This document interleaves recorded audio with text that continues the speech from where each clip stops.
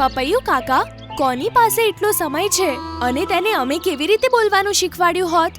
અમને અમારા ઘરના કામો પણ છે. આ વાત સાંભળીને મોટા પપૈયા કાકાને ખૂબ જ દુઃખ થયું. થોડી વાર પછી જ્યારે મીઠું પોપટ તેમની પાસે ઉડતો આવે છે ત્યારે મોટા પપૈયા કાકા તેને કહે છે, મીઠું, હું જાણું છું કે તું મને નથી જાણતો બેટા, પણ હું તને ખૂબ સારી રીતે જાણું છું. મારું નામ પપૈયા કાકા છે. જો તું મારી બધી વાતને સાંભળી રહ્યો છે તો તારી પાંખ હલાવજે, હું સમજી જઈશ.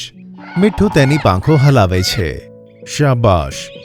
હું જાણું છું કે તારી માં ગુજરી ગઈ છે તને જન્મ આપતા જ, અને ન તો તારું જંગલમાં કોઈ દોસ્ત છે, કારણ કે તું ગૂંગો છે.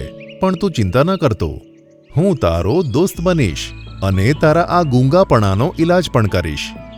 મીઠું પાંખ હલાવે છે અને તેની આંખો ભીની થઈ જાય છે. હું જાણું છું તું ઘણું બધું કહેવા માંગે છે પણ કહી નથી શકતો, પણ હું તારી આંખોથી બધું સમજું છું. ઉદાસ ના થતો મીઠું, હું હંમેશા તારી સાથે રહીશ. તને ક્યારે પણ એકલો નહીં પડવા દઉં. મીઠું પપૈયા કાકાની આજુબાજુ પાંખો ફેલાવી દે છે અને તેમને ગળે લાગવાનો પ્રયત્ન કરે છે. તું મારી સાથે મારા આ ઘરમાં રહી શકે છે.